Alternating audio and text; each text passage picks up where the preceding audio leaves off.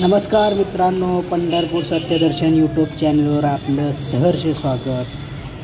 आपण पंढरपूरमधील असं एक ठिकाण दाखवणार आहे की ऐतिहासिक ठिकाण आहे ते. व्हिडिओ पूर्ण बघा, व्हिडिओ बघण्यासारखा आहे आणि व्हिडिओ जर आवडला तर चॅनलला सबस्क्राईब करायला विसरू नका. चला तर मग आपण त्या ऐतिहासिक ठिकाणी जाऊया.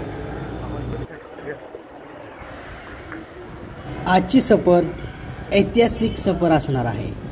ऐतिहासिक राम मंदिर आपल्या व्हिडिओच्या माध्यमातून तुम्हाला बघायला मिळणार आहे. तर पंढरपूरमध्ये सुद्धा एक ऐतिहासिक राम मंदिर आहे.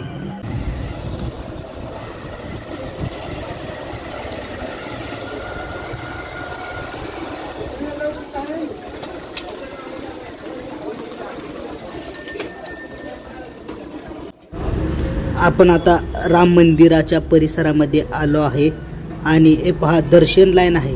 श्री विठुरायाचं दर्शन घेण्यासाठी एवढी मोठी लाईन लागलेली आहे. हे आहे राम मंदिर.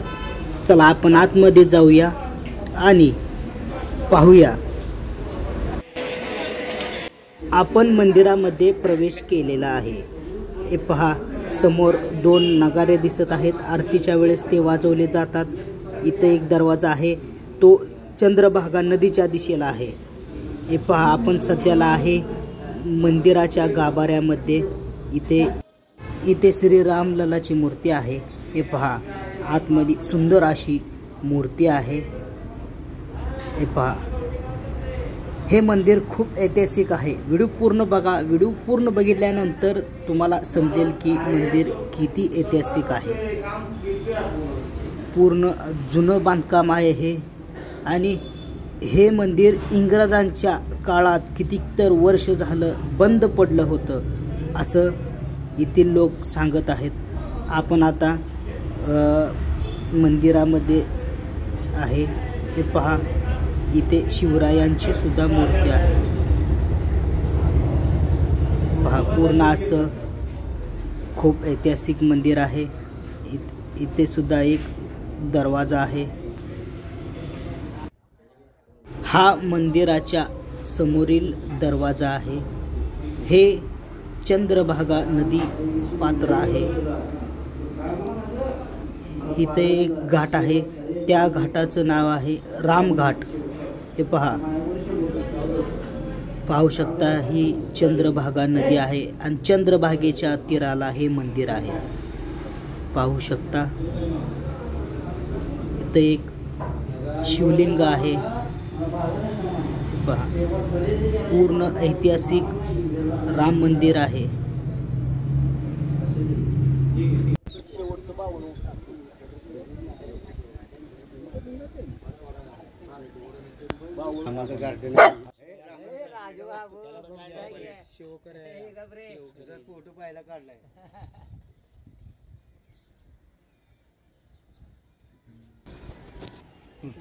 तुम्हाला या राम मंदिराविषयी ऐतिहासिक माहिती काय आहे?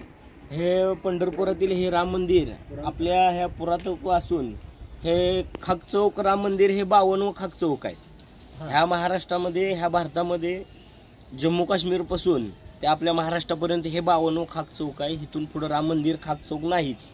हे 52 आणि 1919 साली इंग्रजाच्या काळात हे मंदिर बंद पडलेलं होतं.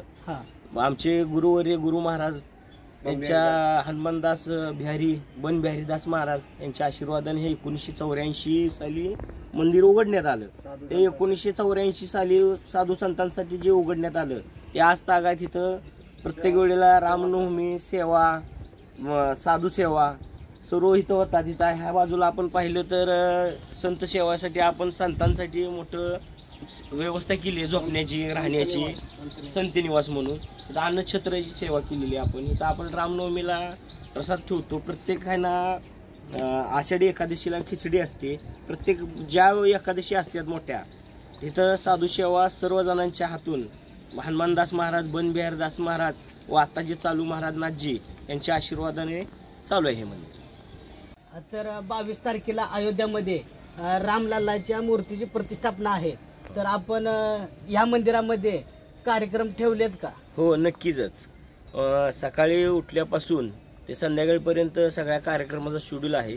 12 वाजता फुलं पडतील, 12 नंतर भोग भंडारा चालू होईल, संध्याकाळी दीपोत्सव होणार आहे.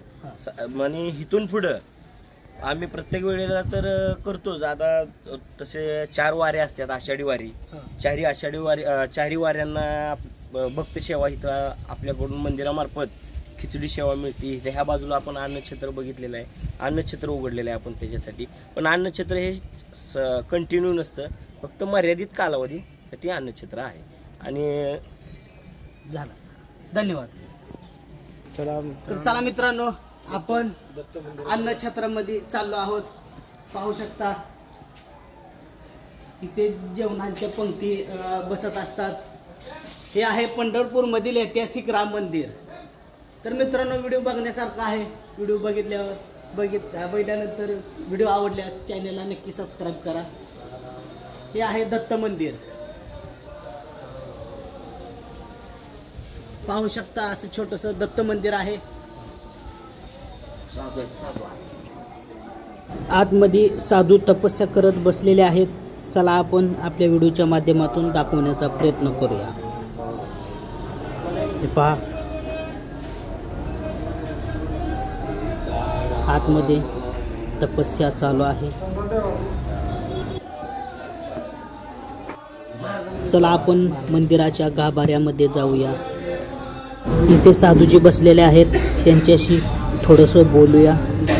काय सांगतात पाहूया, थोडीशी मुलाखत घेऊया त्यांची. तर महाराज, आपल्याला ह्या मंदिराबद्दल ऐतिहासिक माहिती काय आहे? हे राम मंदिर आहे, जवळजवळ 250 वर्षापूर्वीचं. तिथं बैलाची साधू संत होते. पंढरपुरात वारकऱ्यासनी, नागरिकांनी राहायला भरपूर सुविधा आहेत. पण पंढरपुरात येणाऱ्या साधू संतांची सुविधा फक्त इथं राम मंदिरात केली जाते होती. हे पुराण मंदिर आहे. बनबिहारीदास महाराजांनी 1985 पासून ही सेवा चालू केलेली आहे. आणि त्यानंतर आता कृष्णदास महाराज राजेवर. या मंदिरामध्ये एक भुयार आहे असं म्हणून कळलंय. त्या भुयाराचं रहस्य काय आहे?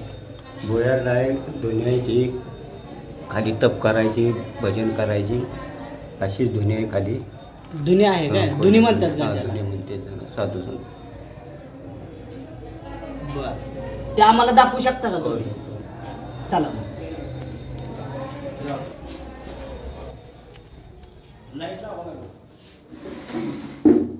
खाली लाईट नाही, खाली भजन करायची जागा आहे, एवढीच आहे असं बोल.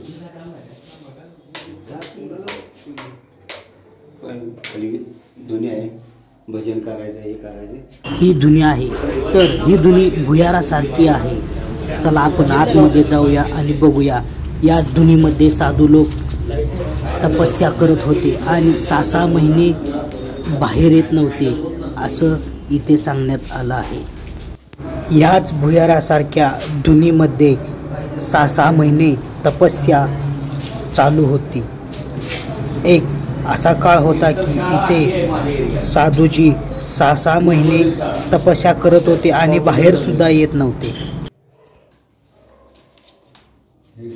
त्यांचा असावा चाकलामध्ये ते तिथले मंत्र होते. इथलं पण मंत्र त्यांना बनवलं होतं. अनुष्ठानला बसले म्हणजे 11 दिवस ते बाहेर येत नव्हते, काय नव्हते, भजन करायचे. त्यांच्यामुळेही त्यांच्या कृपेनं हे मंदिर उघडले गेलं आणि साधू सेवा चालू झाली.